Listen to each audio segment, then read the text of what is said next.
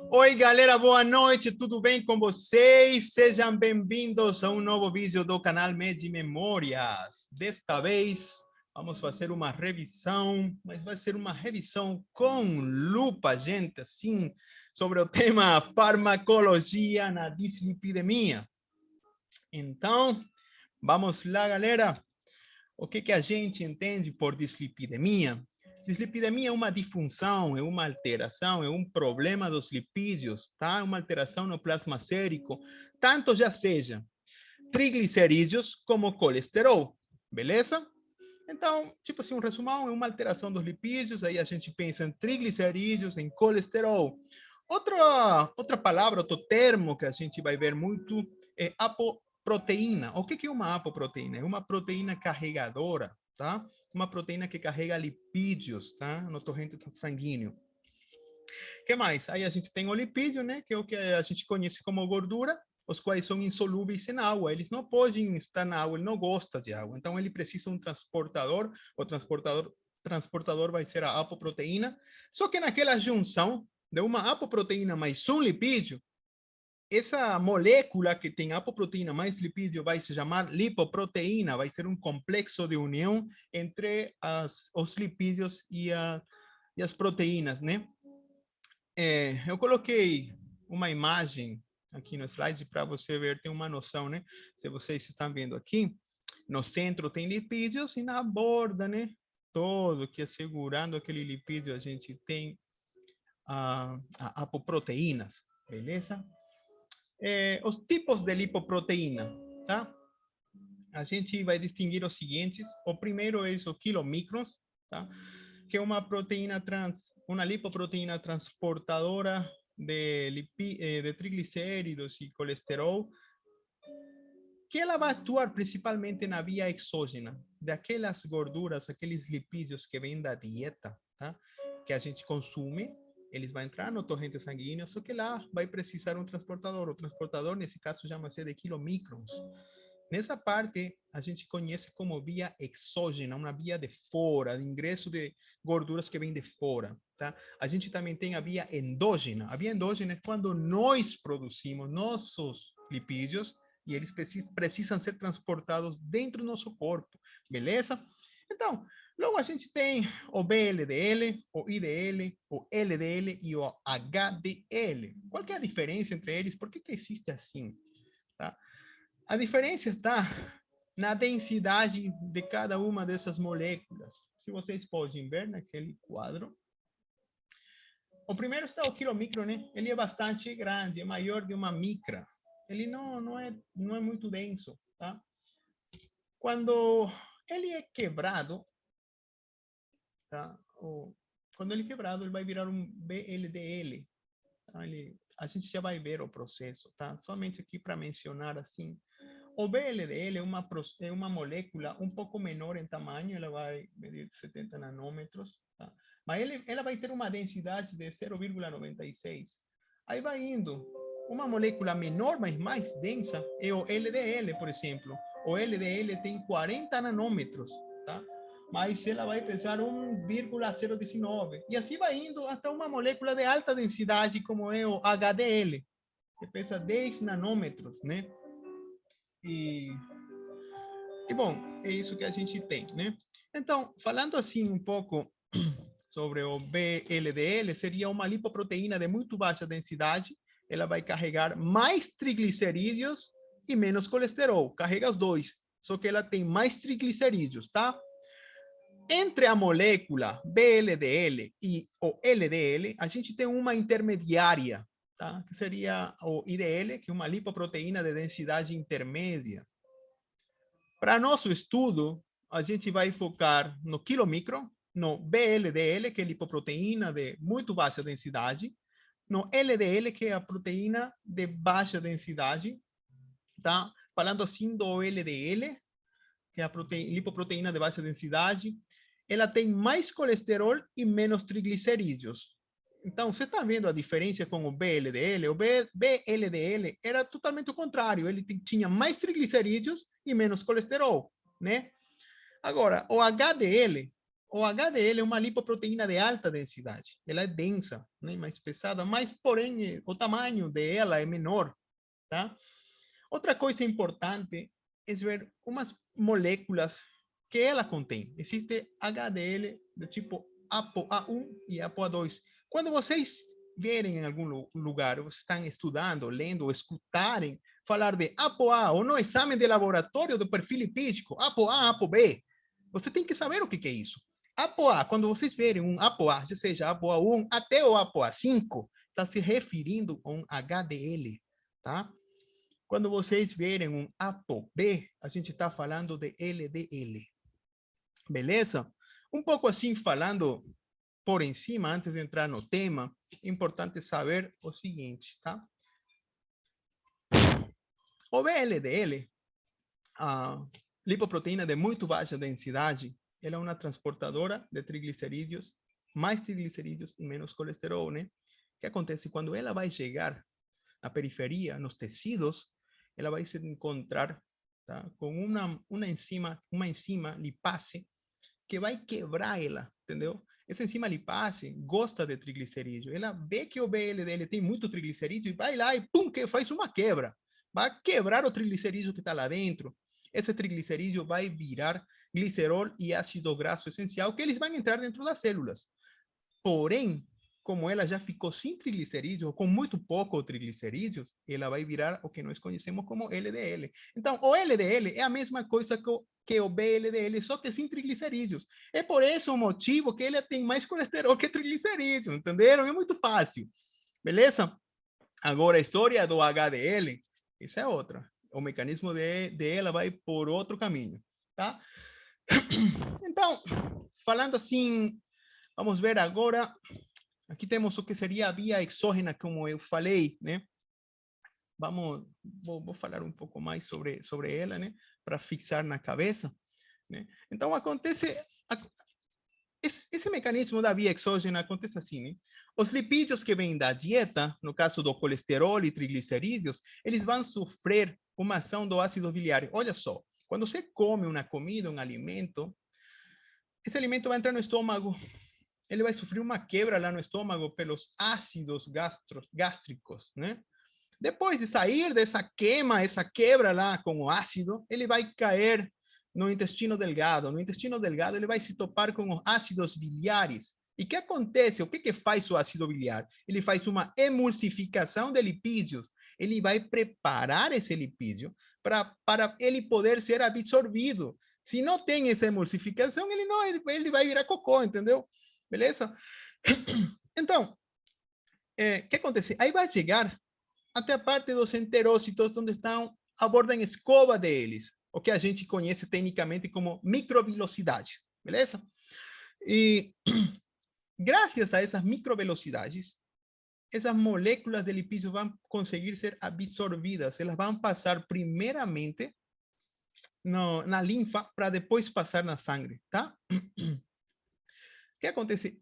Aí, elas precisam de um transportador para poder ser transportadas pelo meio líquido, né? Sangue, linfa e demais, né? Aí aparece a apoproteína que a gente já falou, chamada de quilomicrons, tá? O quilomicron vai pegar os triglicerídeos, o colesterol que vem da dieta, tá? Importante também saber que o quilomicron é bastante rico em triglicerídeos. Também é bom saberlo, né? Igual que o VLDL, tá?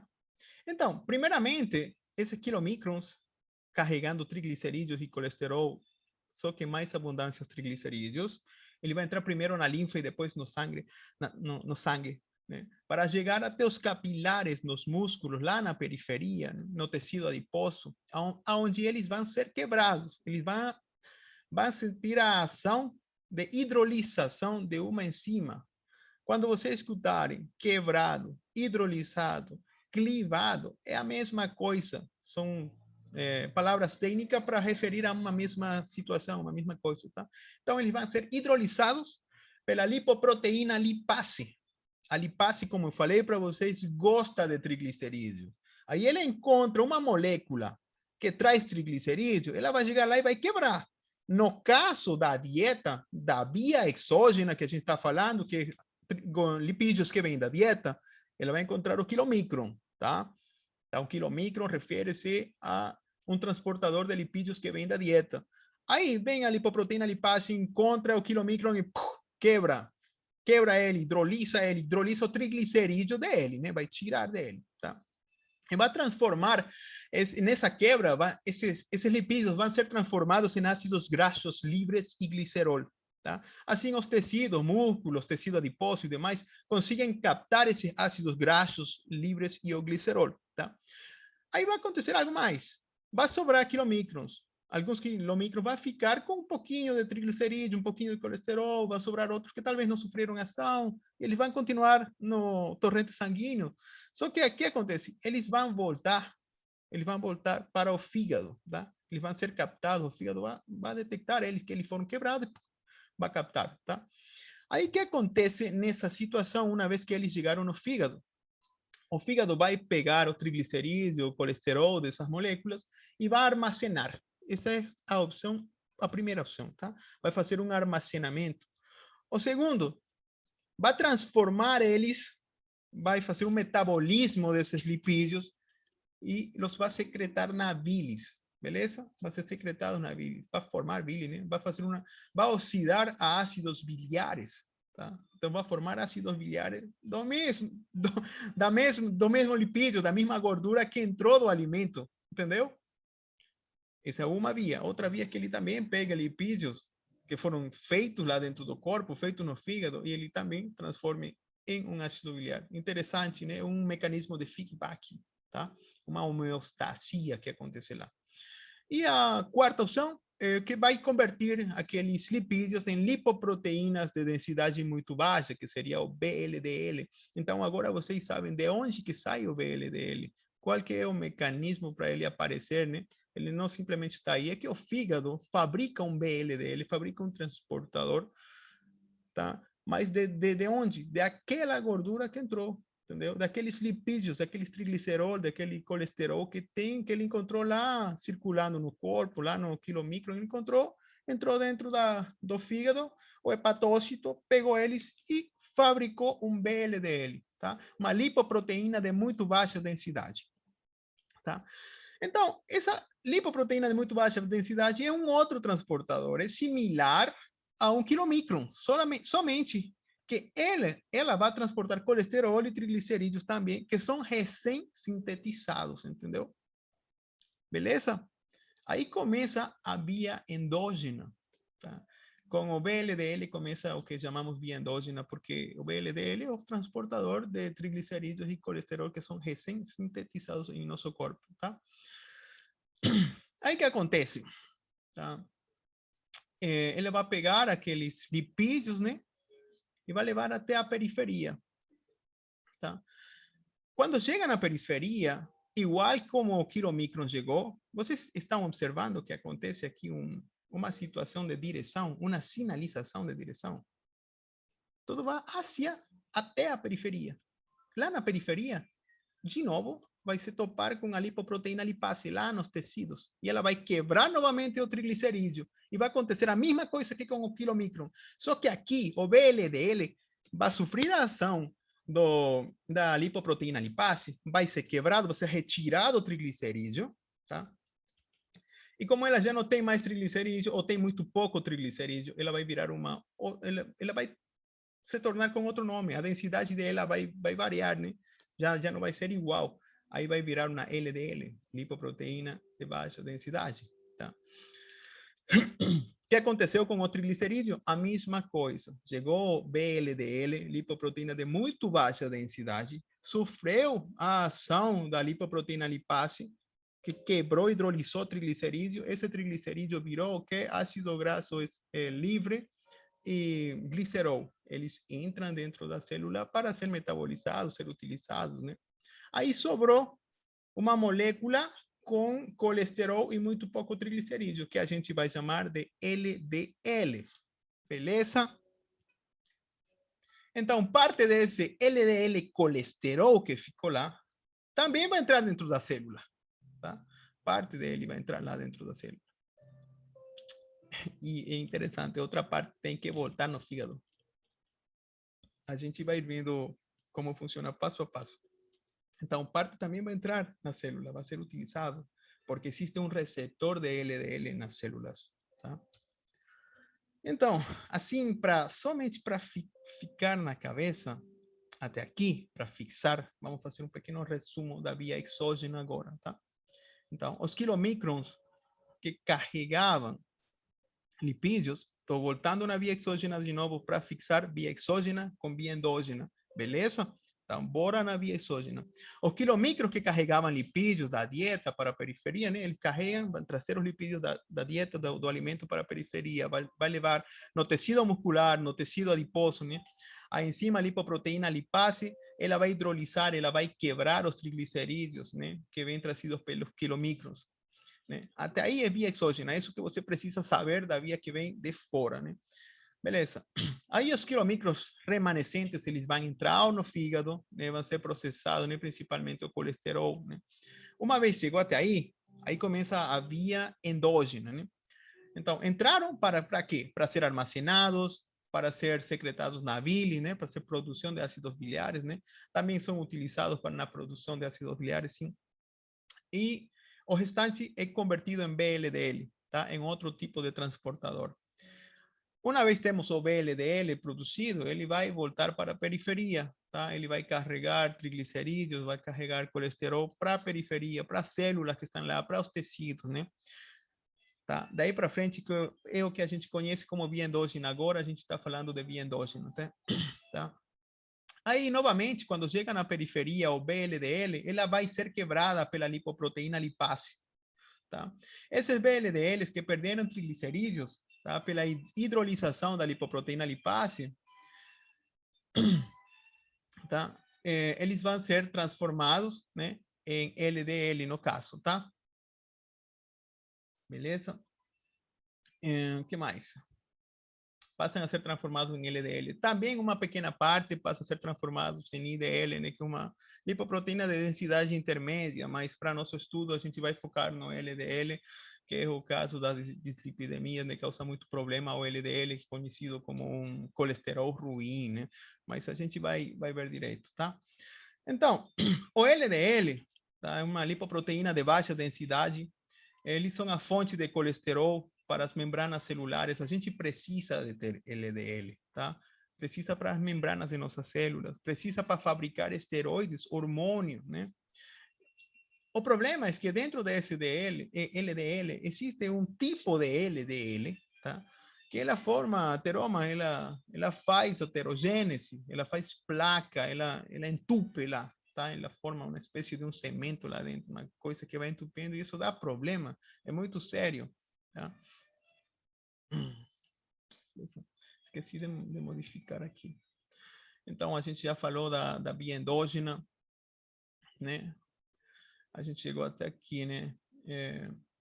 LDL, né? Ela vai interferir, né, nas membranas celulares, na síntese de hormônios, né? Também na heterogênese. Interessante aqui lembrar, quando a gente fala heterogênese, tem um tipo de LDL que chama ApoA, escrito tal como está aqui.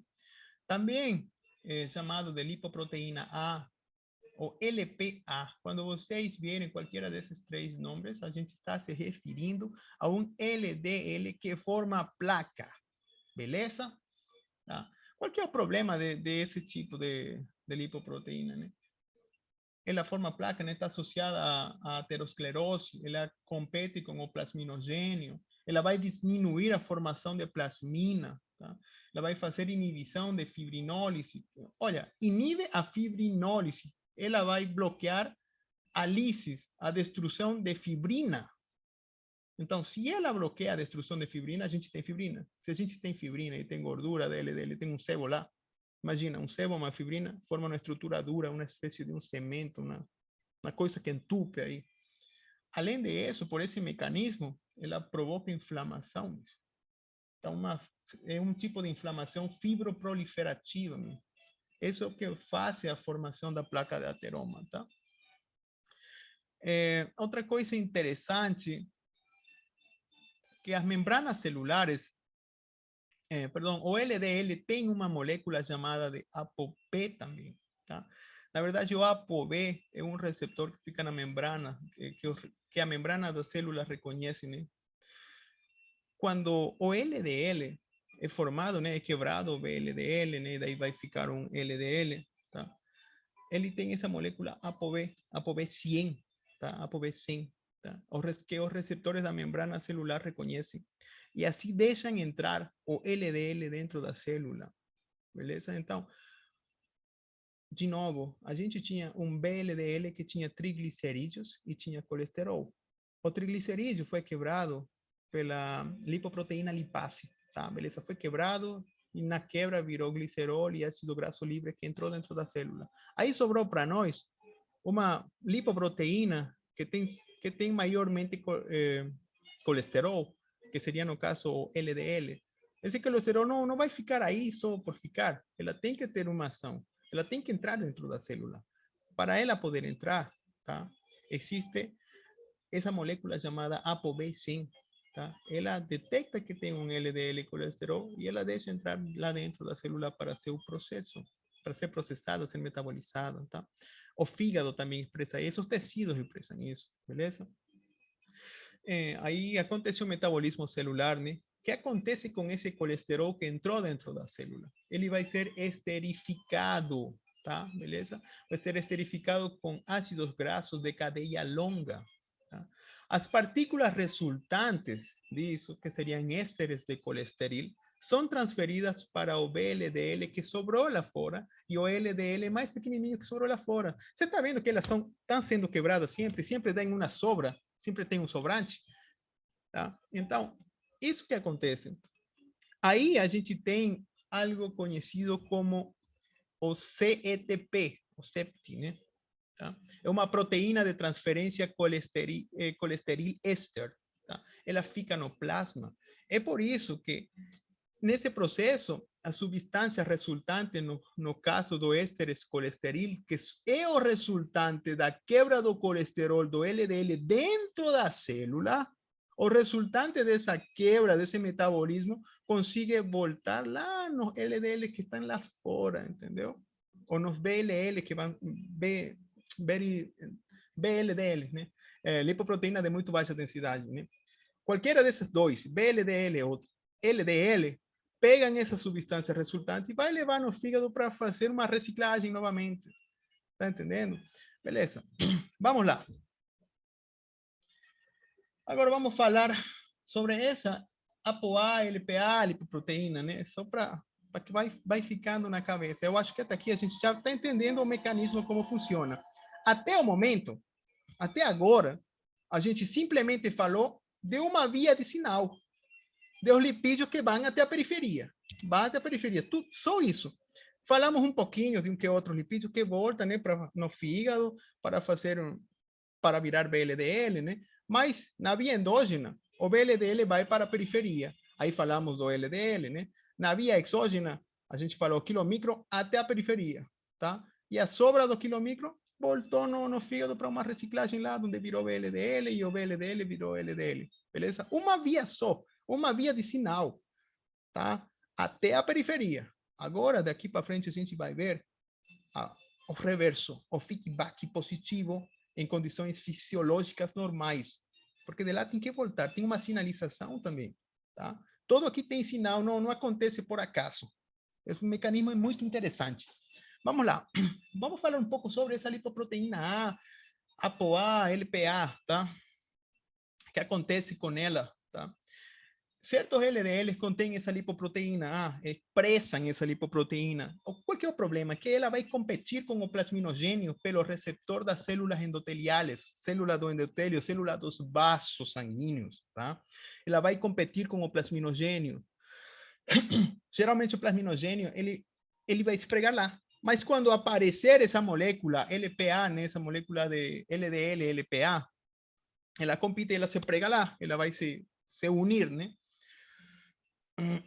A gente falou de plasminogênio, mas o que é o plasminogênio? Por que a gente se interessa nisso? O plasminogênio é um substrato para o ativador de plasminogênio. Tem uma molécula chamada ativador de plasminogênio, tá? Que ela vai originar assim a enzima fibrinolítica plasmina.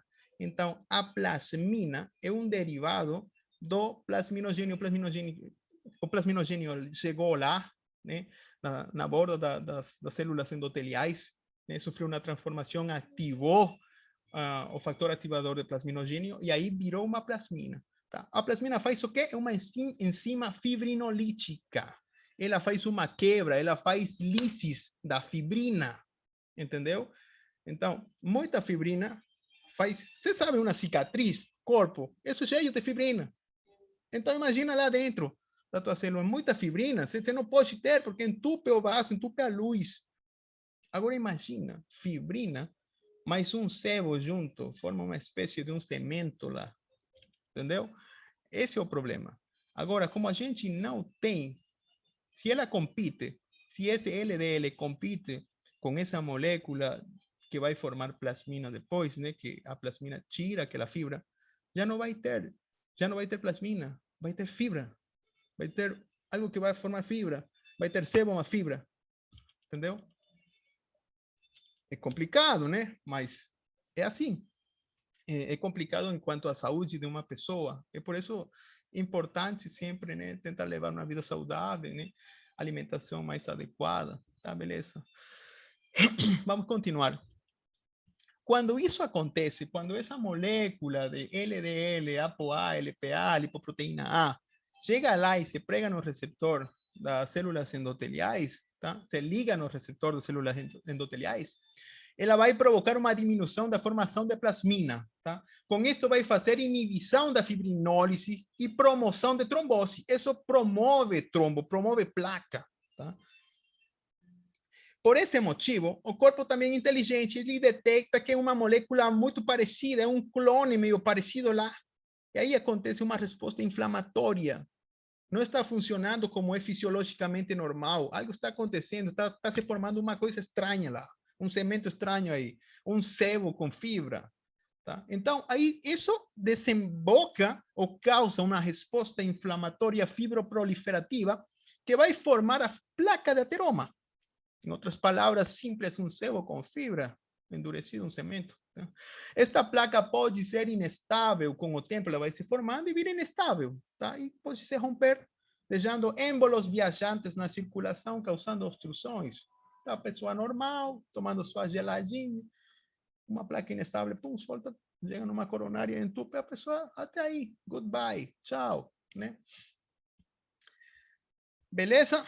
Até aí, a gente falou sobre LDL, beleza? Agora vamos falar um pouquinho sobre HDL.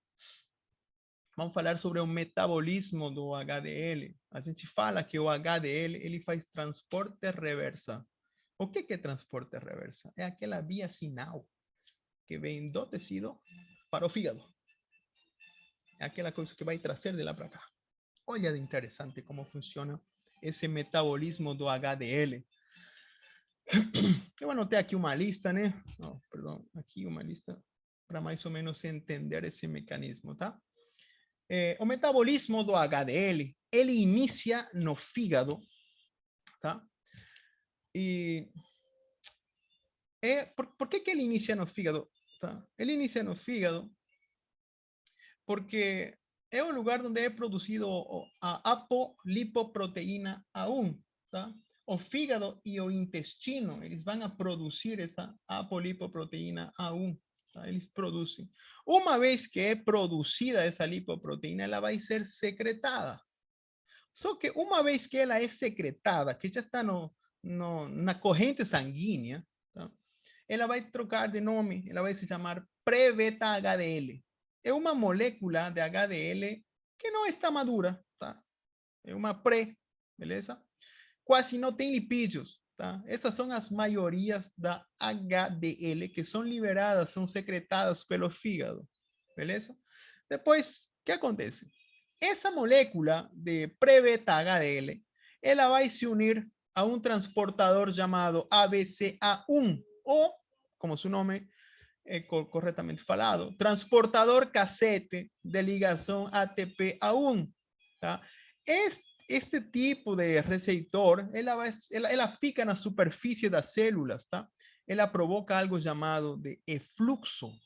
Pensa comigo. Aí vem a molécula de HDL inmadura, tá? Aquela molécula pré-beta HDL, e se prende um receptor na superfície da célula. E aí acontece algo chamado efluxo. O que é um efluxo? É isso aqui. Ela sunga. Essa molécula de HDL inmadura ligada nesse receptor, ela vai sungar o colesterol que está lá dentro da célula. ¿Se lembran o colesterol que consiguió entrar dentro de la célula por causa de un receptor? Llegó o VLDL, fue quebrado, triglicerídeo, viró glicerol y ácido graso libre, entró dentro de la célula y o el LDL, colesterol, ficou lá, mas también se unió a un receptor en la célula y entró lá dentro para ser procesado. Todos esos lipídios que entraron lá dentro son sugados por ese mecanismo de fluxo. Tá? Aí vai ser sugado o que principalmente? Fosfolipídio e colesterol. Então, o colesterol é que nos interessa a nós. Ele vai pegar esse lipídio e vai começar a ficar maior essa molécula imadura de HDL, chamando assim, né? A pré-beta HDL. Tá? A primeira parte, uma vez que começa a fazer o efluxo, vai formar um HDL discoidal em forma de disco. Tá? O nome dessa molécula é alfa-4-HDL. Ela vai continuar fazendo efluxo, vai ir crescendo até formar uma molécula de bolinha em forma esférica, um HDL esférico. Ele vai ter muito colesterol esterificado dentro. Tá? Sofreu um metabolismo de esterificação lá dentro da célula. Tá? Falamos já isso, né? Então, beleza. Ele virou um HDL esférico e uma vez chega a certo ponto, ela se libera. E é o que nós conhecemos como HDL normal, o HDL maduro, tá? É a forma mais abundante na circulação sanguínea. Só que, o que acontece aí com esse HDL? Ele fica aí como passeando? Nada. Ele vai no fígado. É por isso que chama um transporte reverso. Ele vai pegar aqueles lipídios metabolizados que estão lá na periferia, na célula, e vai trazer para fazer a reciclagem, para fazer um feedback positivo. Em condições normais, falei de duas vias, né? Uma via que vem do fígado para o tecido, e agora a via que vem dos tecidos, a via sinal do tecido para o fígado. Feedback positivo, tanto que vai, tanto que volta. Condições fisiológicas normais. Em condições patológicas, o feedback é negativo. Vai muito e volta pouco. Vai muito, acumula. Vai muito, entupe. Vai muito, dá problema. Tem que ir muito e voltar muito, né? Mas vai muito e volta pouco. Esse é o problema. Então, o que a gente tem que fazer? Fazer que fossem para lá, para os tecidos, não tanto, né? E que voltem na mesma quantidade, um processo fisiológico normal. Esse é o objetivo, o mecanismo de todo esse problema de dislipidemia. Tá? Então, continuando, né? Aí se formou o HDL maduro, né? Acontece outra coisa aqui, a célula hepática, tá? Por isso que eu falo mecanismo de sinal, né? Vai ter uma sinal que faz que ele volte. Lá na célula hepática, apresenta um receptor que chama SRB1 ou scavenger B1. Tá? Esse receptor, tá? Quando o HDL chega lá no fígado, esse receptor vai pegar o colesterol que está desse HDL. O HDL vai se pregar lá e vai sungar o colesterol que está nele. Tá? O que acontece com esse colesterol, a gente já falou, tá? Ele vai ser secretado na bilis, ele vai ser utilizado, né? Existe um transportador que faz isso lá, tá? É um mecanismo dos hepatócitos. O transportador é chamado de ABCG5 ou ABCG8, ATPG5 ou ATPG8, tá? Outra coisa interessante é que esse colesterol, por esse transportador aí, ele vai levar esse colesterol também para as glândulas adrenais para a produção de hormônios. Beleza? É secretado na bilis, nas adrenais fazem a síntese de hormônio, né? Tá? E o transportador disso chama transportador cassete de ligação ABCG5G8. Gente, é muita coisa para falar aqui, eu já vou ficando sem voz.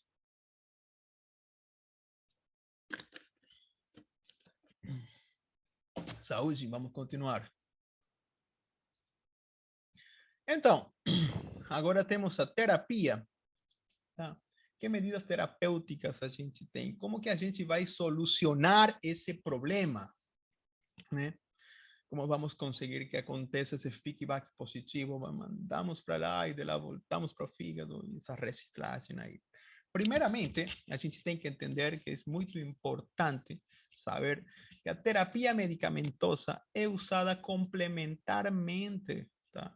Então, a gente não sai dando medicamentos já na primeira, tá? Ela é complementar às medidas dietéticas, ela vai ser complementar com a mudança de estilo de vida, vamos fazer uma correção de outros fatores de risco cardiovascular que são modificáveis, tá?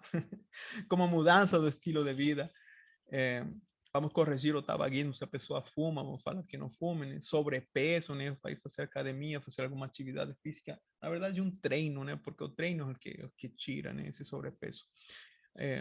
Tentar corrigir a hipertensão arterial sistêmica, se o paciente tem diabetes também, né? Tá? Então, vamos lá. Não esquecer, né? Não esquecer, o tratamento medicamentoso é complementar. Tá? Agora vamos lá no que a gente vem a ver aqui, que seria a terapia medicamentosa, né? A terapia que seria complementar aquelas ações, medidas dietéticas, mudanças de estilo de vida. Na primeira e a mais utilizada são as estatinas, tá? São as mais prescritas para o tratamento de dislipidemias. Que medicamentos são esses chamados da família das estatinas? A gente tem a simvastatina, lovastatina, pravastatina, atorvastatina, otorvastatina, rosuvastatina, né? E aqui eu coloquei umas imagens também, né, de simvastatina, por exemplo, né, dos medicamentos aí. Tá. Qual que é o mecanismo? Como funcionam as estatinas? Tá? Qual é que é a função principalmente, né? A função das estatinas vai ser a redução do LDL colesterol, promover a diminuição dos triglicerídeos, acarretar o aumento do HDL colesterol, né? Tudo isso levando à redução do risco cardiovascular. Tá? Mas por que que ela faz isso? Por que que ela diminui o LDL colesterol? Por que que ele diminui os triglicerídeos? Por que que ela aumenta o HDL colesterol? Por que diminui o risco cardiovascular? Olha só aqui, gente, no mecanismo de ação.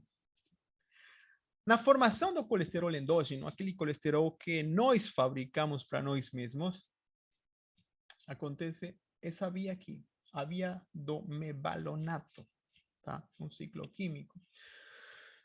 Donde a gente tem acetilcoenzima A, que ela vai virar essa molécula aqui chamada HMG coenzima A, tá? Ou hidroximetilglutarilcoenzima A, beleza? Hidroximetilglutarilcoenzima A. Aí, esse hidroximetilglutarilcoenzima A, ela vai virar mevalonato em condições fisiológicas normais, né? E o mevalonato vai continuar com umas reações enzimáticas aí até virar colesterol. Então, por essa via a gente fabrica colesterol, beleza? O que acontece? As estatinas, elas vão agir, elas vão bloquear uma enzima que faz a conversão do hidroximetilglutarilcoenzima A em mevalonato. Ela vai bloquear a enzima que chama 3-metilglutarilcoenzima A redutase. Ela vai bloquear essa reductase aqui. Se ela bloqueia, a gente não tem mevalonato. Se a gente não tem mevalonato, a gente não tem colesterol. Se a gente não tem colesterol, o que acontece? Eu não tenho, vai diminuir meu LDL colesterol que eu tenho lá fora, porque lá fora no torrente sanguíneo, a gente tem colesterol vindo de onde? 2 quilomicrons, né? A primeira, da dieta. A segunda, do metabolismo que a gente faz. Só que antes de tomar o medicamento, você estava fabricando VLDL colesterol que fica no torrente sanguíneo. Aí você vem e toma o medicamento, bloqueia a nova produção, mas lá fora ainda tem, né?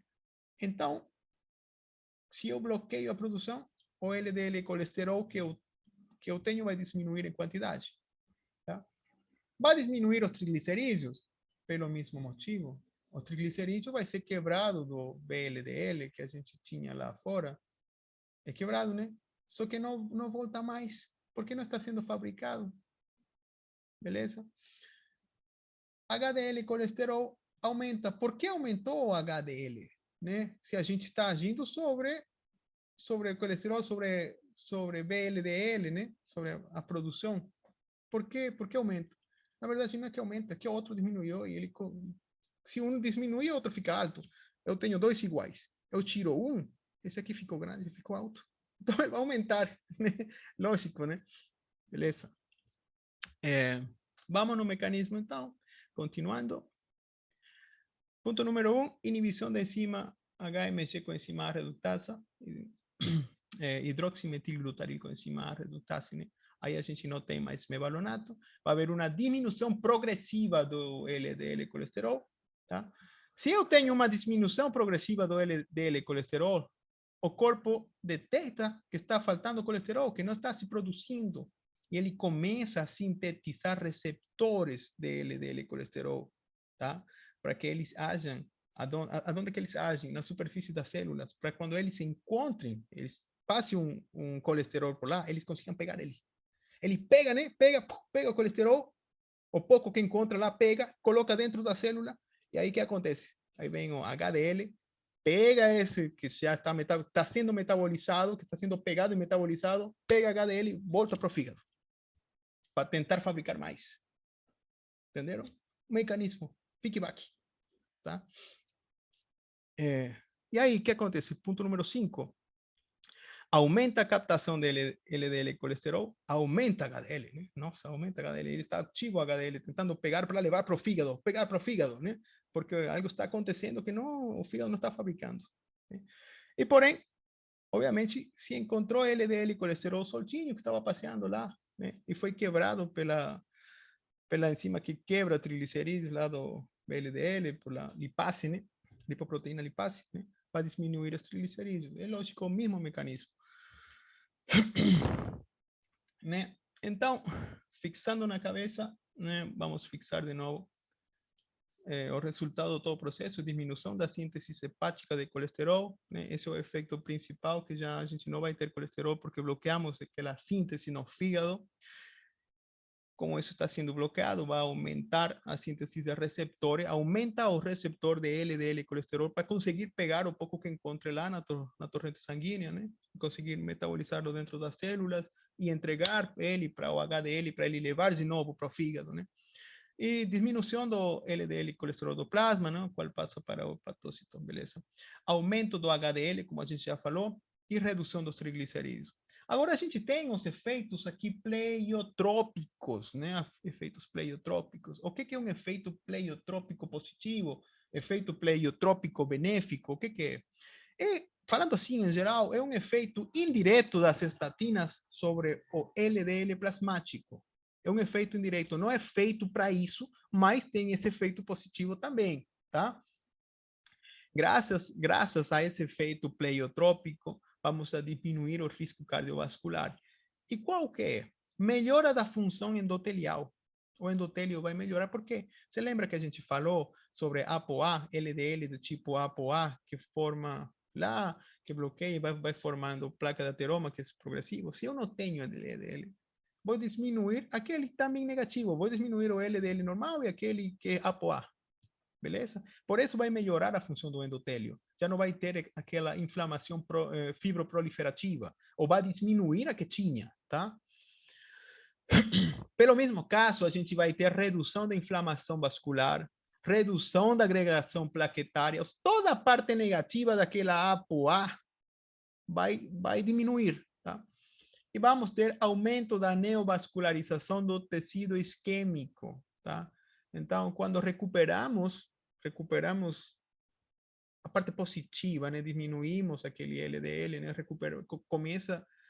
Diminuímos a inflamação, começa a haver mais fluxo, mais fluidez, flui oxígeno, flui nutrientes melhor, né? Já não tem essa inflamação lá intravascular, não tem, ou diminuiu bastante, aí tem oxigenação, aí vai se recuperar e gerar uma neovascularização. Isso é muito interessante, esse mecanismo aí. Inflamação é uma coisa que casi toda, acho que praticamente toda a patologia tem, né? Tem inflamação é grave. Se acontece um trauma, tem inflamação. Qualquer problema é inflamação. Inflamação e inflamologia é um estudo muito interessante. Tá. Quando está contraindicado, né? Efeitos adversos, quando? Primeiro, contraindicado em pacientes gestantes, em gestação, né? Porque ela vai inibir a migração das células germinativas durante o desenvolvimento fetal. Então, você não pode dar uma estatina para uma grávida, tá? Outra coisa interessante de lembrar ou de entender, né? Tá? Esse mecanismo aqui da via do mevalonato, ele funciona nas primeiras horas da manhã, né? Cedo de manhã, quando você acorda. Então, é importante tomar a estatina durante a noite. Por quê? Você toma durante a noite, antes de dormir, aí esse medicamento vai vir e vai agir, ele vai se ligar, né? Ele vai bloquear aqui a hidroximetilglutaril coenzima A redutase. Assim, de manhã, quando você acordar, ele já está bloqueado. Aí tenta fazer a síntese, naquele pico matinal, né? Se chama, e não vai poder, entendeu? Você vai utilizar inteligentemente.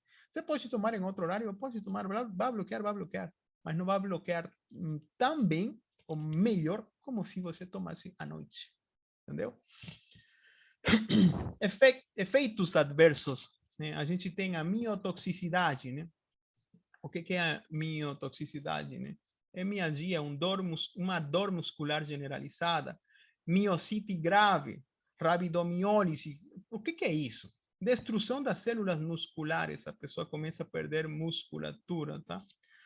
Também temos inflamação, né? Lesão grave das fibras musculares, né? A rabdomiólise é muito sério, tá? Aí o paciente apresenta, né, fraqueza, fraqueza da musculação esquelética, né? No laboratório, como que a gente sabe se está acontecendo esse problema? É porque vamos ter elevação das enzimas musculares, né? Como a CPK, que é a creatina quinase, né? A DHL, desidrogenase láctica, né? Aldolase, a TGO, TGP, né? A TGO também hoje em dia bom, a TGO ela é chamada transaminasa oxalaxética, né? Também tem outro nome, que é AST, aspartato aminotransferasa, e a TGP, né? Também a TGP, que é transaminasa e glutâmico pirúvica, hoje em dia também chamada com o nome de ALT, que significa alanino aminotransferasa, né? Então, no laboratório você vai ver elevação das enzimas musculares e enzimas hepáticas, beleza? Enzimas hepáticas TGO, TGP, ou como também se chama AST o ALT. Enzimas musculares, creatina quinase, desidrogenase láctica, né? DHL e aldolase, beleza? O que mais que a gente vai encontrar? Distúrbios gastrointestinais, elevação das transaminases, né? Como a gente já falou, tá? Beleza, vamos continuando. Então, quando que a gente vai utilizar estatinas? Quando a gente vai pensar em utilizar? Tá? Ponto número 1, na prevenção primária. A gente vai fazer prevenção. A gente não quer que o paciente tenha problema nas doenças vasculares, né? Uma doença arterial, né? Então, se a gente faz o laboratório no paciente e o paciente apresenta uma elevada concentração plasmática de colesterol, principalmente que seja LDL colesterol, aí a gente entra com estatina, tá? Também, né? Imagina, LDL colesterol elevado, mais fatores de risco para aterosclerose, aí a gente entra, tá? A gente entra com uma estatina. Segundo, a gente vai utilizar também na prevenção secundária, quando o paciente já teve um infarto agudo de miocárdio, um acidente vascular encefálico, pacientes que já têm doença aterosclerótica sintomática, angina, né? Beleza? Então, quais que são os representantes das estatinas? A gente tem a simvastatina, a lovastatina, pravastatina, a torvastatina, otorvastatina e rosuvastatina.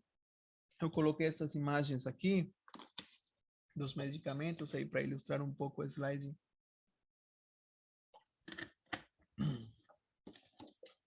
Vamos lá. O segundo tipo de medicamentos que são utilizados nas dislipidemias são os fibratos. O que são os fibratos? São os derivados do ácido fíbrico. Tá? Entre eles a gente tem o bezafibrato, ciprofibrato, genfibrosila, né? Fenofibrato e clorofibrato. Tá? Qual que é o mecanismo de ação, como que eles funcionam? Tá? Eles vão aumentar a transcrição de genes. Olha, né? A nível genético, eles estimulam a transcrição de genes da lipoproteína lipase, da ApoA1 e ApoA5. Olha só que interessante. Se eu estimulo a produção da lipase, da lipoproteína lipase, eu vou ter maior quebra de triglicerídeos, verdade? Beleza. Ponto número 1. Número 2. Se eu estimulo geneticamente a produção de ApoA1 e ApoA5, eu falei lá atrás que a ApoA1 e a ApoA5 está aqui no slide também, se vocês querem revisar, depois volta no vídeo, né? ApoA1 e ApoA5 estão relacionadas ao HDL, tá? Então, elas são lipoproteínas do tipo HDL. Então, estou estimulando a produção de HDL. O que acontece? Só com esse mecanismo genético, eu estou estimulando duas coisas. A quebra de triglicerídeos, tá? Para ser processado lá, que entra dentro da célula, né? E aquele LDL normal que entrou dentro da célula, agora vai ter maior quantidade de HDL para sungar, para fazer o efluxo daquele que está fazendo quebrado em maior quantidade. Entendeu? Então, estou estimulando a via de ingresso lá no tecido e a via de saída para o fígado. Ótimo, que beleza, hein? Olha só o segundo mecanismo. Reduzem a produção hepática de VLDL. Por que vai reduzir? Sabe por que reduz? Porque vem o VLDL e eu tenho muitas lipoproteínas lipase e quebram ele. Ele já não é VLDL. Ele é agora o quê? LDL, né? Ele virou LDL, né? Aumentam a captação hepática de LDL e colesterol. Aumentou que o fígado pega. Rapaz, como que aumentou lá no fígado? Claro que aumentou. Se aumentou mi HDL, que pega aqui e leva para o fígado, vai aumentar o metabolismo hepático. Vai aumentar o LDL, o colesterol que entra lá. É a volta. É a sinal de volta. Tá? Transferência reversa, que chamava lá. Causam acentuada redução de VLDL circulante. É lógico, está circulando lá, vai reduzir-se porque ele é quebrado. Lógico, né? Redução de triglicerídeos. Pues lógico, está sendo quebrado, está virando ácido graso livre e glicerol que está entrando dentro da célula. Já não vou ter triglicerídeos, vou ter diminuição bastante deles. Redução do LDL e colesterol novamente, né? Aumento, olha só, aumento do HDL e colesterol. Por que aumentou HDL e colesterol? Porque estou estimulando geneticamente o ApoA1 e ApoA5, né? Com tudo isso, a gente consegue uma redução do risco cardiovascular. Esse mecanismo é interessantíssimo, gente. Tá? Então, assim, de novo, fazendo uma revisão de novo do fibrato, assim, rápida, né? Não pode esquecer, o principal mecanismo do fibrato, né, é o aumento da transcrição de genes de lipoproteína lipase. Esse é o principal. Os secundários são o ApoA1 e ApoA5 que estão relacionados com HDL, né? São lipoproteínas do tipo HDL, tá? Esse é o segundo mecanismo. Por que o segundo? Porque, segundo estudos, estimula geneticamente esses ApoA1 e ApoA5 em um 10% só, tá? Mas tá, já serve, né? Tá, então, estimula a produção de lipoproteína lipase em maior quantidade e ela é responsável por promover a quebra de triglicerídeos na periferia, como a gente já estudou, já sabe, né? Portanto, se essa medicação leva ao aumento da transcrição de genes que codificam essa proteína, consequentemente, a principal ação dos fibratos é a redução de VLDL, porque vai quebrar lá, que o VLDL tem muito triglicerídeo, né? Então, vai quebrar ele, né? E com isso, no final, a principal ação é a redução de triglicerídeos, né? E indiretamente aumenta a captação hepática de LDL e colesterol, aumentar indiretamente por esse motivo, né? Também porque produz mais ApoA1, né? Produz mais ApoA1, eu tenho mais HDL, a maior HDL eu pego maior quantidade de gordura e vou levar para o fígado, tá? Tá. Então, está similar às estatinas, né? As estatinas também reduziam LDL colesterol, né? Que é fabricado endógeno, né? Mas nesse caso é por outro mecanismo. É legal, né? Que mais? Promovem o aumento de HDL, né? Em um 10%, né? 10% pela transcrição genética do APOA1 e APOA5, tá? Eles também têm um efeito pleiotrópico similar às estatinas, né? E o efeito pleiotrópico vai ser que eles diminuem os níveis séricos de proteína C reativa. Proteína C reativa é uma proteína pró-inflamatória, né? Eles vão diminuir. Por que vai diminuir essa proteína? Porque a gente está tirando, está utilizando, está fazendo muita quebra de gordura. Então, beleza? Então, vai diminuir a inflamação, vai diminuir o fibrinogênio, né? Como a gente falou, o fibrinogênio vira fibrina produzindo coagulação, né? Então, vai diminuir o fibrinogênio também.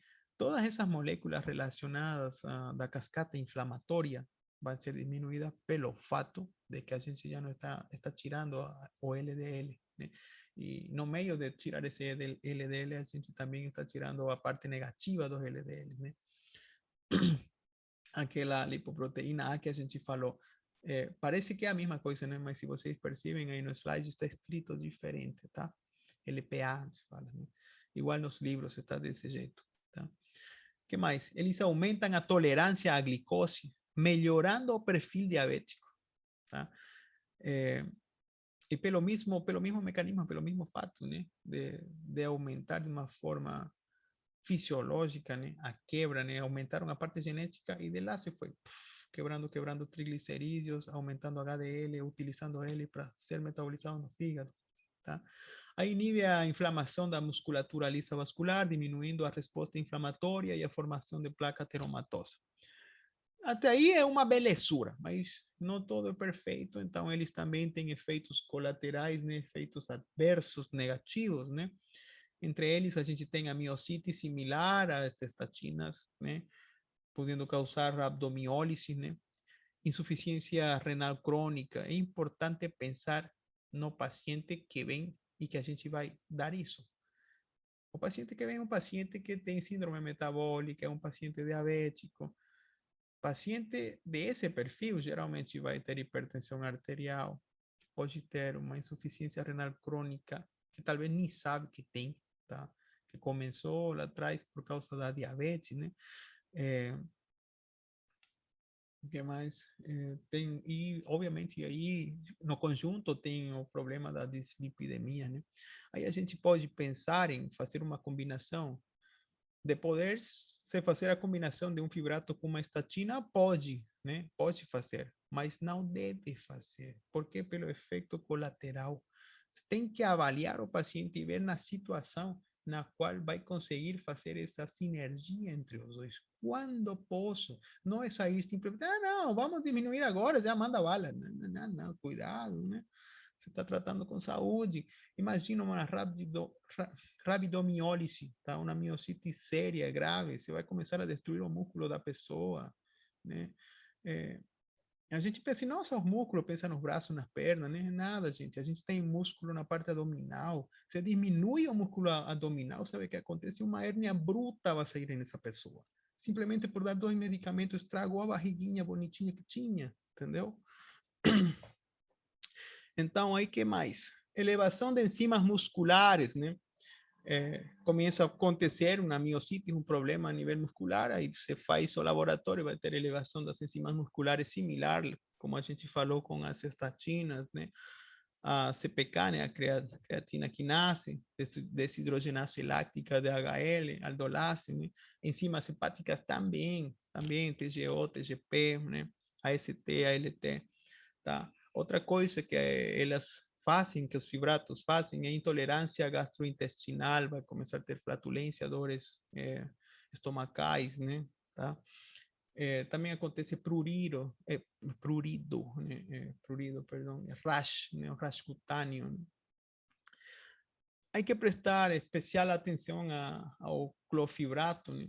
O clofibrato específico, ele pode promover colelitiase, que são cálculos vesiculares, pedras nas vesículas, né? Tá? porém não indicado em pacientes que já têm um quadro assim, que vem falando que tem dor, que de vez em quando ele sofre, tem inflamação dessa área aqui embaixo da costela, né? É importante avaliar isso, tá? Talvez ele não sabe que tem, tá? Se não sabe que tem, mas vai falar, ele vai se queixar, né? Alguma ocasião eu tinha dor aqui, estou sofrendo com uma dor, aí você faz a palpação e você detecta só com a palpação já, e você já deixa o fibrato do lado nesse paciente, né? Até posso fazer um ultrassom para ver se não tem cálculos aí, tá? Uma observação importante aqui, como já falamos, novamente repetindo para ficar marcado na cabeça, né? A associação das estatinas com os fibratos não é uma contraindicação absoluta, tá? Portanto, quando realmente seja necessário, pode ser utilizado em conjunto, tá? Tem que ter o máximo de atenção, pois está utilizando duas drogas e a gente está fazendo uma sinergia entre elas, tá? Que pode possuir um efeito adverso, como a rabidomiólise, né? Aumentamos a chance desse problema de miocite séria, né? Aumentamos a chance de uma doença renal crônica. A gente tem que lembrar novamente que esse tipo de paciente que vem, assim, tem síndrome metabólica, pode ter uma nefropatia diabética, pode ser que seja diabético e já tem uma nefropatia diabética, né? Então, o risco de miocite, rabidomiólise é maior quando se associa. Então, preferível não associá-lo, avaliar o paciente só no caso necessário. Beleza? Uso clínico, tá? Em que situação a gente vai pensar utilizar um fibrato? Em primeiro lugar, na dislipidemia mista, tá? O que é uma dislipidemia mista? Dislipidemia mista é uma elevação do LDL colesterol, a gente faz o laboratório, aí você vai ver LDL colesterol elevado junto com triglicerídeos elevados. Isso é dislipidemia mista, tá? Somente não pode utilizar o fibrato no caso do paciente que é alcoólatra, que toma álcool e que tem elevação, tem dislipidemia, tá? O álcool causa dislipidemia, tá? Causa fígado graso também, graxo, né? Fígado graxo. E o álcool também faz miocite. Então, se ele é um alcoólatra e o álcool causa miocite, e você dá um medicamento que tem efeito colateral miocite, se aumenta o risco de uma miocite mais rápida, miólise, tá? Outra coisa aqui importante lembrar é o fenofibrato, né? O fenofibrato tem um efeito adicional que é positivo em umas situações. O efeito adicional ele é uricosúrico. Ele vai tirar o ácido úrico, ele vai fazer que a gente elimine, né, no xixi o ácido úrico, tá? É positivo, só que a gente tem que observar novamente o paciente que vem para esse tipo de consulta. Ele é um paciente, pode ser diabético, síndrome metabólica, geralmente hipertensão arterial elevada, então pode ser que ele esteja tomando losartán para baixar a pressão. Só que o losartán também tem um efeito desse tipo, que também é uricosúrico, né? Então, o que acontece? Você vai aumentar o poder uricosúrico, vai fazer uma sinergia entre os dois, fazendo uma descompensação aí. Então, tem que observar isso. Se não toma losartán, você pode dar, beleza? Aí, que mais? Temos um paciente com LDL colesterol baixo. Em esse paciente, claro, podemos dar LDL colesterol baixo, mas tem risco de doença ateromatosa, tá? Talvez tabagista, né? Sedentário, né? Então, tem risco para isso, né? Que mais? Vamos utilizar em dislipidemias graves e resistentes. A pessoa já vem tomando algum medicamento, vem fazendo alguma coisa e não consegue, né, controlar essa dislipidemia, e a gente pode utilizar este tipo de medicação, né? Beleza. Quais que são os representantes dos fibratos? A gente tem o bezafibrato, ciprofibrato, gemfibrozila, fenofibrato, clorofibrato, tá? Seguinte, vamos lá. Inibidores de absorção de colesterol, tá? Quais que são os benefícios deles? Eles vão fazer redução de absorção de colesterol exógeno, tá? Então, aquele colesterol que vem da dieta, que ia se formar um quilomicron, já não vai formar mais, porque ele não vai entrar, não vai ser absorvido, não vai ter quilomicrons. Vamos diminuir a quantidade de quilomicrons. Segundo, aumento do metabolismo do colesterol endógeno, tá? Então, vamos metabolizar mais colesterol lá dentro. Aumento na expressão de receptores LDL e colesterol nos hepatócitos, tá? Olha só, por uma causa só vai acontecendo outra, né? Uma reação em cadeia, né? Aumento da remoção do LDL e colesterol no plasma. Diminuição da concentração do LDL e colesterol no plasma. Já, beleza. Olha só, tá? A gente está inibindo a absorção do colesterol. Ele não está conseguindo entrar. A gente tem menos quilomicrons, né? Vai haver uma diminuição na absorção, menos quilomicrons. Porém, o que acontece? O corpo detecta que não está tendo colesterol, não está entrando de fora. O que ele vai pensar fazer? Ele vai começar a fabricar mais, porque está em falta. Aquela que a gente entrava já não entra mais, agora eu fabrico, beleza? Então, aumenta o metabolismo do colesterol endógeno. Tá? Então, a gente vai ter muito BLDL. Tá? Pouco quilomicro, maior BLDL. Aumento da expressão de receptores LDL e colesterol nos hepatócitos. Por quê? Porque eu preciso metabolizar mais. Então, eu preciso que meu fígado pegue todo o colesterol possível. Tá? Remoção do LDL e colesterol do plasma é lógico. O fígado está precisando produzir mais e ele vai trazer qualquer um que esteja lá no plasma para enviar uma sinal e ele vai chegar aqui e vai ser, vamos diminuir ele, né? Vamos aumentar a remoção. Se aumenta a remoção, quando eu faça o teste de laboratório, no plasma vai estar diminuída a concentração. Beleza? Entendido? Vamos lá. Usos clínicos. Então, quando que a gente vai utilizar os inibidores de absorção de colesterol? A gente vai utilizar eles em associação a uma estatina, tá? Quando a resposta está sendo inadequada, a pessoa está tomando estatina, tá? Não está funcionando, aí a gente vai dar este medicamento, tá? Beleza? Paciente com contraindicação ao uso de estatina. Vamos supor, o paciente não pode tomar estatina por algum motivo, rabdomiólise. Se tira a estatina, se vai dar um inibidor de absorção de colesterol, por exemplo, ezetimiba, né? Tá? Quando mais? Hipercolesterolemia. O paciente tem muito colesterol,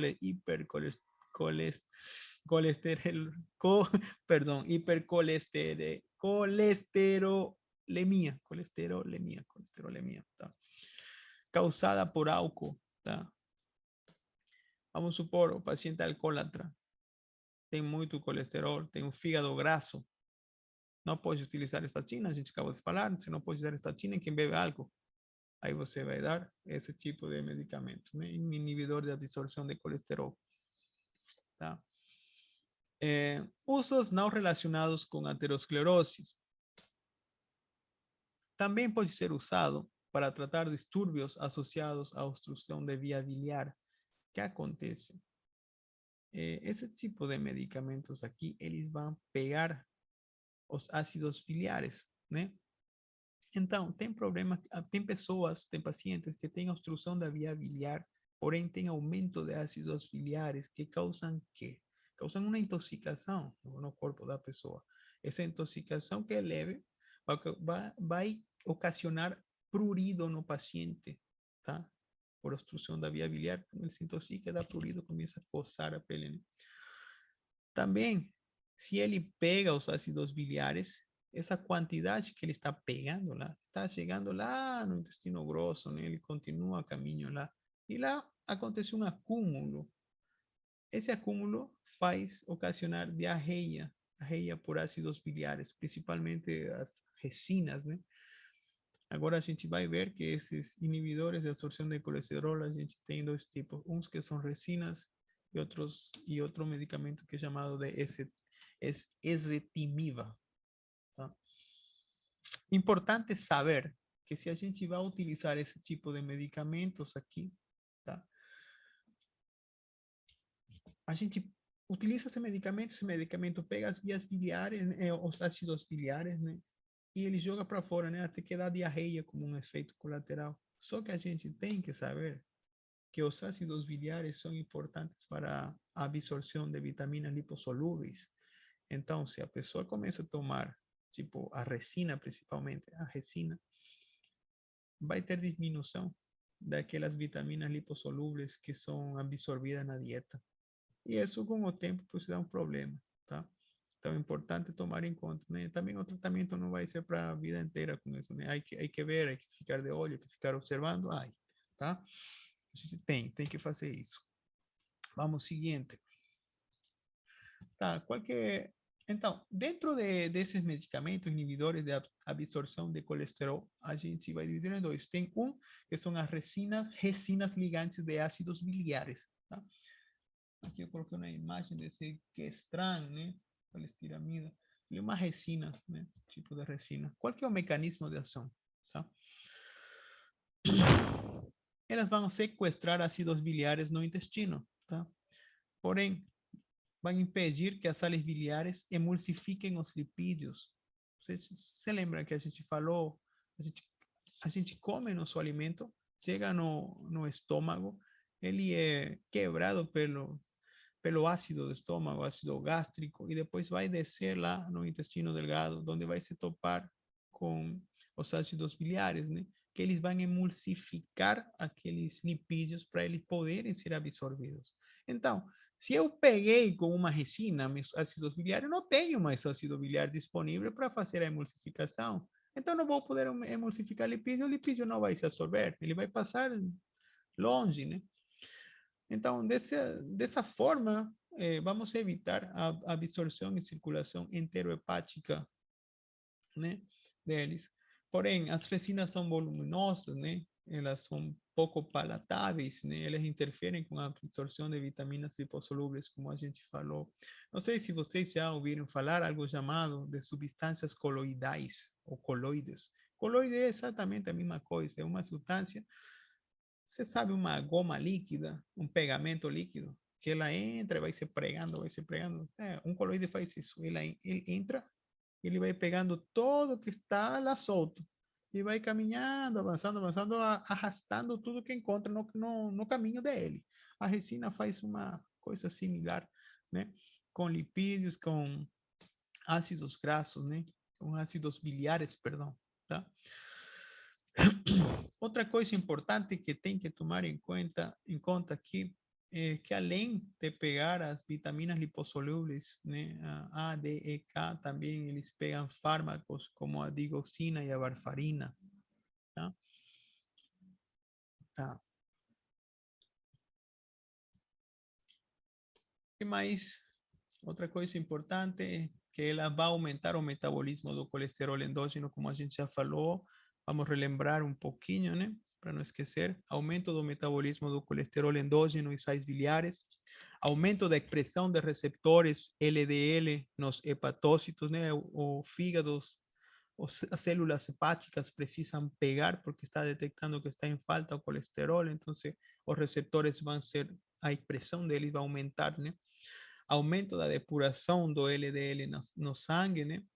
E diminuição da concentração do plasma de LDL, tá? Interessante, né? Não vai alterar o HDL e colesterol, ele vai continuar na quantidade que ele está. Pode aumentar os triglicerídeos, tá? E obviamente vai reduzir o LDL, né? Tá, beleza. Bloqueios das vitaminas, a gente já falou, então vamos para os efeitos adversos. Principais efeitos adversos, como também já falamos, distúrbio gastrointestinal, né? Diarreia por causa que os ácidos biliares estão descendo lá para o intestino grosso, então lá está começando a queimar e dar diarreia, né? Pum, beleza. Toxicidade sistêmica baixa é uma coisa positiva, mas é lógico, ele não é absorvido, né, para nosso sistema, então ele não consegue chegar sistêmico, ele só vai passar pelo trato gastrointestinal, né, eles não são absorvidos. os representantes dessa linha de medicamentos, né, das resinas, a gente tem o colestiramida, colestipol, colestevelan, tá? Aqui temos um exemplo do colestiramina.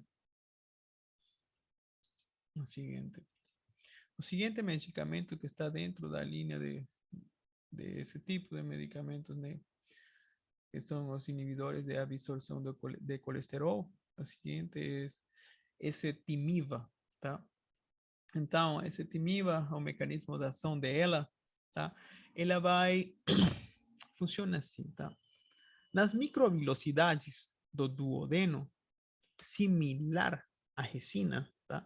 Ela vai inibir especificamente a absorção de colesterol, mas ela é específica, tá? Ela vai detectar um colesterol e vai inibir ele, tá?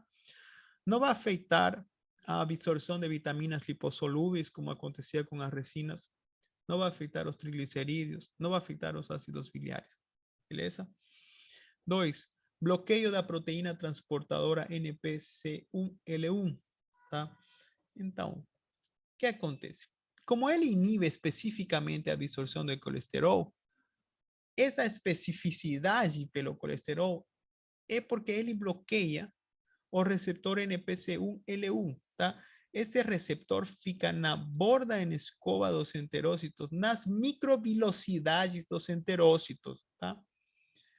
Por esse motivo é que não vai afetar a absorção de vitaminas, né, lipossolúveis, triglicerídeos, ácidos biliares, tá? Outra coisa, esse medicamento é mais potente que as resinas, tá? Então, a gente pode substituir a resina por esse tipo de medicamentos, né? Ela pode ser utilizada como um complemento às estatinas em caso de dislipidemia grave, tá? Que é o caso, né, de pacientes que contêm um LDL colesterol demasiado elevado, tá?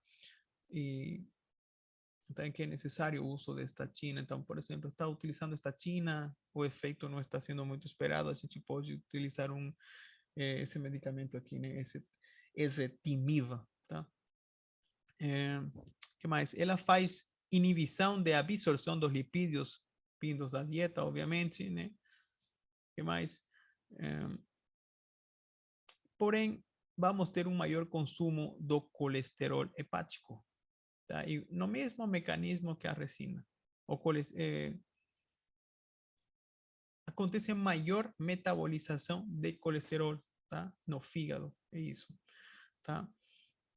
Por esse mesmo mecanismo, a gente vai expressar mais receptores LDL, tá? Nos hepatócitos, tá? Para diminuir o LDL colesterol, porque vai sentir que está em falta o corpo e ele aumenta a expressão, né, dos receptores, né? Tá, ótimo. Quando usar? Tá? Então, a gente vai utilizar em substituição da resina, vai utilizar como um complemento com as estatinas, né, em caso de dislipidemia grave. Importante saber que ele passa para o leite materno, então é mais que estão dando de mamar, não pode dar esse medicamento, tá? Efeitos adversos, tá? Então, dentro dos efeitos adversos, a gente tem dor abdominal, diarreia, né? Por que causa dor abdominal? Por que causa diarreia se ele é específico, né? Acontece o seguinte, que como o colesterol não é absorvido, né, porque é específico, vamos ter mais colesterol na luz intestinal. Consequentemente, vamos ter uma emulsificação das fezes. As fezes vão ser emulsificadas, levando a quadros de dor abdominal e diarreia, entendeu? Vai aumentar o colesterol, então as sais biliares que estão descendo lá, vai emulsificar esse colesterol e vai acontecer isso, flatulência, né? Dor abdominal aí junto, diarreia, né? 4. Agora a gente tem o ácido nicotínico e seus derivados. Vou tomar um pouquinho de água, gente.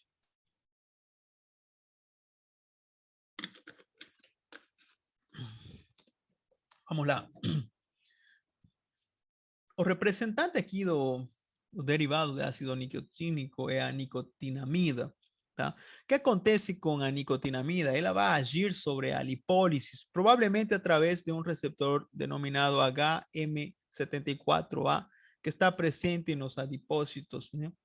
Ela vai inibir a secreção hepática de VLDL.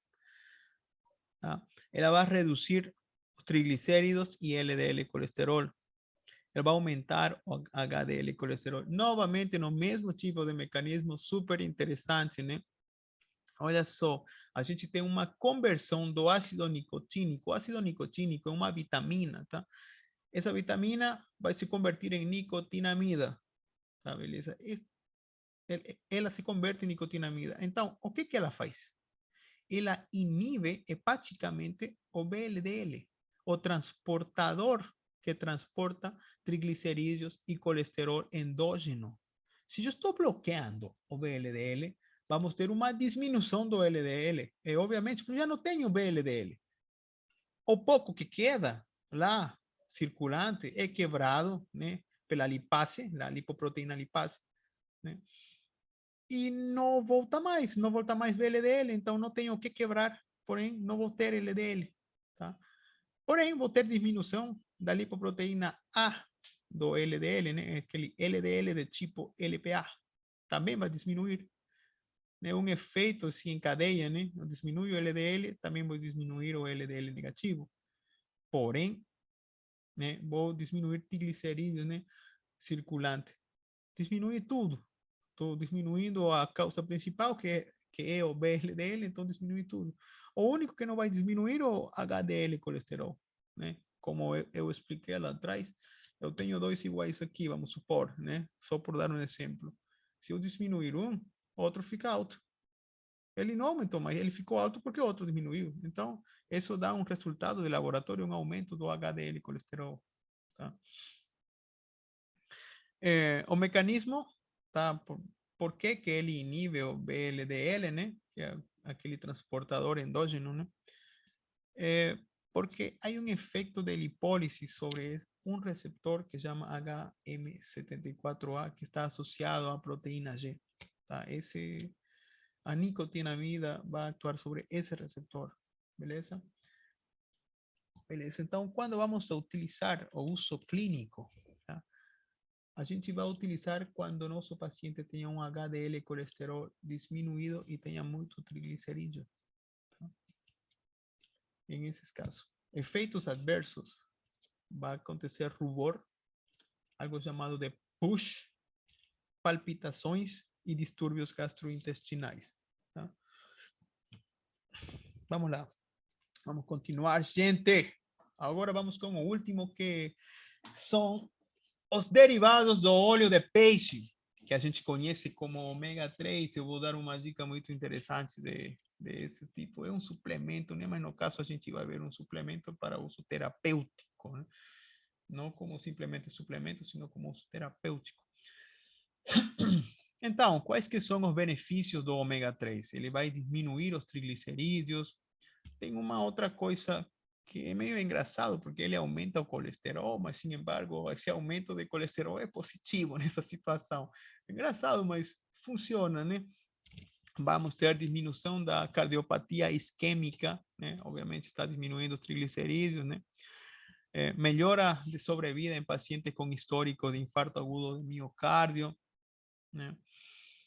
Diminuição do risco de coronopatias, inibição da função plaquetária. Então, o que acontece? Anti-inflamatório. A substância contém algo que faz tirar a inflamação, né? Efeitos anti-inflamatórios, porém, inibição da função plaquetária, redução do fibrinogênio, como a gente falou lá atrás sobre o fibrinogênio, né?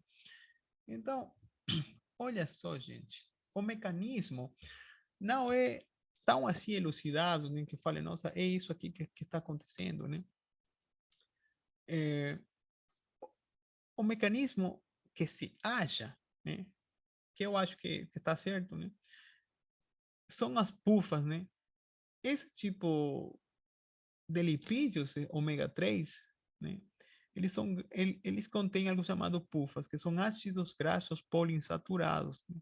Eles têm um efeito antiarrítmico, isso está comprovado, tá? E bom, altera esse efeito antiarrítmico, altera esse efeito anti-inflamatório, né? E altera o negócio de que fazem redução de triglicerídeos e aumento de colesterol. A maioria dos estudos mostram que isso acaba ocasionando uma diminuição do risco de coronariopatias, tá? Há uma situação no qual o ômega 3 deve ser evitado, tá? Ele deve ser evitado em pacientes que têm colesterol elevado, tá? Se ele tem colesterol elevado e você vai dar um suplemento aqui, uma medicação que vai aumentar o colesterol, você vai provocar problemas, né? Então, só nesse tipo de paciente que tem colesterol demasiado elevado, você não pode usar um ômega 3, tá? O que mais? Hum, o perfil lipídico parece estar associado à redução do risco de coronopatias, como a gente já viu. Entre eles está, né, a inibição da função plaquetária e demais, né? Agora, nos efeitos adversos, a gente teria o aumento do LDL colesterol, ao ganho de peso ponderal, né? A pessoa vai aumentar o peso e pode ter dispepsia, né? Problema gástrico, assim, né? Que negócio de dispepsia. Também é contraindicado em paciente com hiperlipoproteinemia tipo 2, tá? Agora, o que acontece com o ômega 3? Eu coloquei uma imagem de DHA. O ômega 3 está formado por duas substâncias, tá? O DHA e o EPA, tá? Quando existe ômega 3 vegetal também, só que interessante, porque você vai na farmácia, você olha um ômega 3 de R$ 20, você olha um ômega 3 de 80 e um ômega 3 de R$ 500. Quando você vai e olha, aqueles que são mais baratos, geralmente são de origem vegetal. E ou são de um peixe, qualquer um, de peixe de rio. Se aí fala de peixe, é peixe de rio, não presta para nada. O negócio de um ômega 3 é que ele tem que ser de um peixe que vive em condições super frias, lá, menos 30 graus centígrados, e ele não consiga se congelar. Por que não consiga se congelar? Porque ele contém ômega 3, tá? Só que esse ômega 3 faz muita fluidez nele, que ele não congela. O benefício, o efeito benéfico de um ômega 3 para a parte arterial é essa. Na parte arterial, a gente vê os problemas de placa de ateroma por questão do acúmulo do LDL. Se a gente coloca um lubrificante lá dentro, ele não consegue, não é tão fácil, entendeu? Além disso, os efeitos anti-inflamatórios e tudo mais que a gente viu. Tem uma técnica que fala, você pega um ômega 3, você coloca no congelador e deixa uma noite inteira. No outro dia você tem que pegar uma agulha. Se ele estiver congelado, isso é qualquer coisa menos ômega 3 que vai ser bem para a sua saúde, não presta, é dura. Você tem que jogar fora. Ômega 3 bom geralmente é caro, tá? R$ 180, 30 cápsulas. Ou se está um preço elevado, tá? Outra coisa, a relação EPA, EPA, DHA tem que ser a seguinte. O DHA tem que ser maior que o EPA. Tipo assim, DHA vai falar lá 600 miligramas ou 1000 talvez. E o EPA vai ser 300. Geralmente, nesse baratinho que se compra, tem um EPA de 600 e um DHA de 200. Né? Então, espero que isso sirva para vocês. O ômega 3 dá muito bons resultados. Posso lhe falar que é bom demais, se não simplesmente para isso aqui. Né? Como diminui a inflamação, melhora a parte vascular. Se melhora a parte vascular, melhora, faz diminuição do risco cardiovascular. A gente também tem vaso sanguíneo no cérebro, né? No olho, né? Então, vai melhorar o fluxo. A gente precisa fluidez, precisa fluxo, oxigênio, nutrientes nas artérias, né? Se melhora o fluxo a nível cerebral, você pensa melhor, você capta melhor, você estuda melhor, né? É muito lógico. Muito obrigado, gente. Obrigado por assistir aqui, por me assistir essa aula.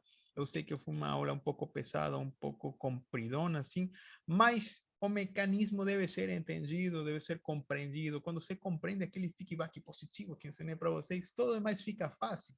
Aí você consegue entender direito. Poxa, havia que eu vou escolher a estratégia que eu vou escolher com esse paciente, que, nossa, vai ser estatina, ou vou misturar com um fibrato, não sei, eu não vou, ou vou tirar o fibrato, vou utilizar uma resina, ou não vou utilizar a resina, vou utilizar esse outro medicamento, não, um ômega 3, entendeu? Vai, vai por aí, seu conhecimento que vale, estuda, aprende, utiliza o vídeo para escutar nas horas que você está comendo seu alimento, tomando seu café da manhã, que a informação vai entrando na cabeça, galera, de aos poucos. Espero poder ajudar vocês em todo o que eu puder. Eu demoro um pouco fazendo as aulas, mas são estudadas com lupa, gente, né? Para passar uma informação boa aí para a galera. Um grande abraço para vocês. Tenham uma ótima noite. Deus abençoe. E até a próxima. Abração. Ative o sininho, galera. Siga aí no YouTube, no Instagram.